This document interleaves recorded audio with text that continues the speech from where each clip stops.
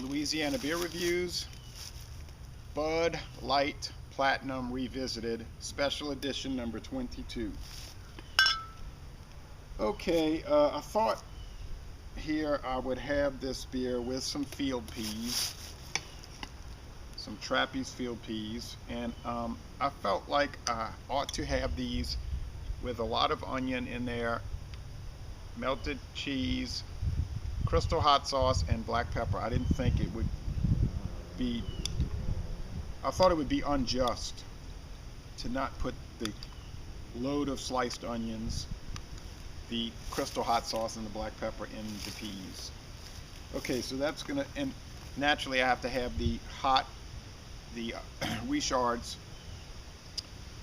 um, hoghead cheese on crackers with this later on. Okay, Bud Light Platinum debuted in 2012. It's 6% alcohol. This big 22-ounce bottle came out later in the year.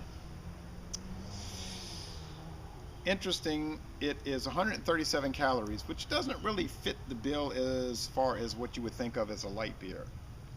Yeah, it has a fantastic blue glass bottle, okay? Put in this Budweiser chalice. A lot of smoke. But 6% alcohol and 137 calories.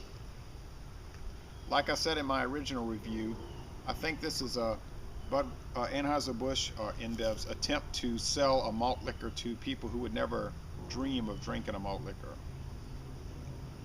So it's a way to get cool 20-something year old people who dress real nice to drink King Cobra without them knowing it.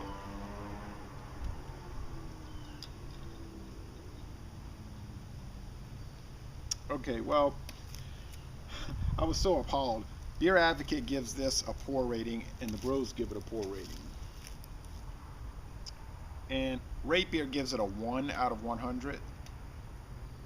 Think about that, a 1 out of 100. That means this is one of the most horrible, nasty beers on the planet Earth. Now that is totally ridiculous. That's an impossibility, and that's a farce. There is no way something produced by InBev, Anheuser-Busch, is going to be a 1 out of 100. Now I have something lined up in the fridge that might deserve that score coming up. So, and they're so biased. Now if you look at Rate Beer and Beer Advocate and you kind of deal with the high-end beers like I did Delirium Tremens earlier today, okay, you're going to get a fair review. But when it's a macro lager, a mass-produced lager, they're so prejudiced, you're not getting a fair review. And then you look at video reviews like Beer Geek Nation and Chad's Beer Reviews, and they do a so-called review of a mass-produced lager, and they'll say, I'm gonna review a lager, and they're laughing. Well, that's not a review, okay? That's a slam. Now, if they would be honest and say, okay, I'm going to slam a beer, fine, do that. But don't try to call it an objective review when you're like Chad saying it's a trash beer. I'm going to review a trash beer. It's not a review, okay? All right, anyway, not much of a head. You don't get a lot of head on this Bud Light Platinum. You get a golden appearance, yellow golden straw appearance, and lots of streaming bubbles. So it looks like a traditional American style lager, okay? The aroma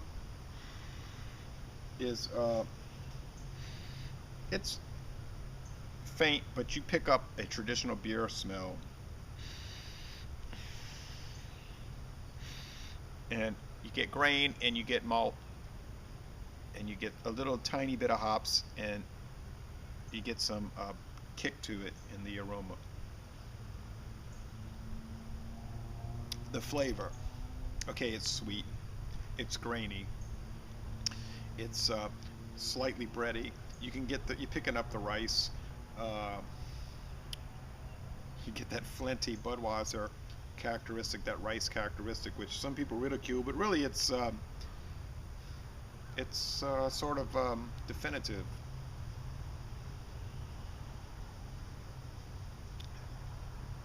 Of course, you're getting a light and watery body, maybe light to medium. It's a little heavier than light, and a crisp, clean, refreshing, dry, and a highly drinkable finish.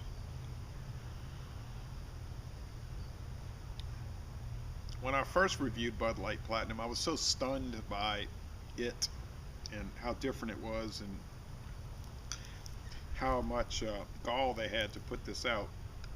I think I gave it a kind of a lowball rating, but I was fascinated by it, I have to admit.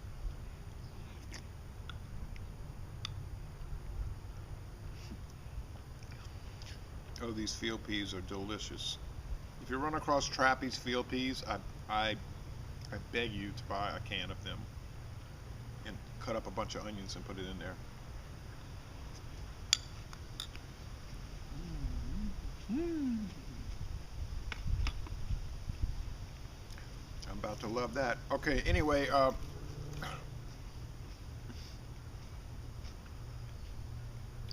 I'm starting to catch on to what the deal is with these beer reviewers that rip on Anheuser-Busch.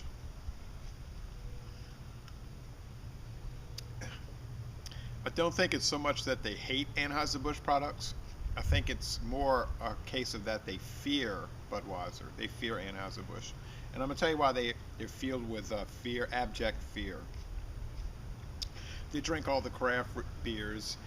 They talk with each other about the nuances, the subtle nuances of the craft beer. And they really get off on that. And they're so erudite. They're so well, superior to the normal scum of the earth that drinks regular beer. But yet, even so, what do we still have? Over 90% of the beers bought, even with the craft beer onslaught, are still macro lagers. Budweiser, or Bud Light, continues to be the #1 beer on the planet. Bud Light Platinum is extremely popular. You see so many people buying it in the store. So I think they're filled with fear like, why doesn't the world accept the chocolate and caramel and nougat tasting notes of this $19.99 per bottle beer? And I think deep down they know that a lot of the macro lagers really are good, and there's a sort of a subconscious fear that they're the ones being played. They're the ones being played, and they don't want to feel played. So what do people do when they don't want to feel played? They start to hate, and they hate on certain products.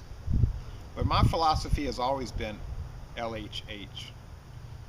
LHH standing for let haters hate. So I'm going to let haters hate, and I'm going to give this beer what it deserves, not some, as they would say in England, wanker rating.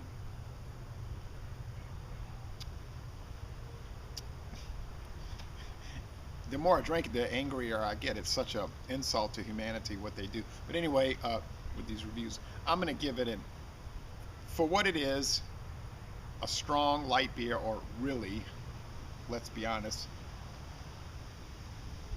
a cloaked or surreptitious malt liquor with light aspects. And I think that's a genius move there. I'm going to give it an A minus. I think it is excellent, and I hope in the new year one of the resolutions that a lot of the beer reviewers make is to reduce their wankishness. Y'all take care.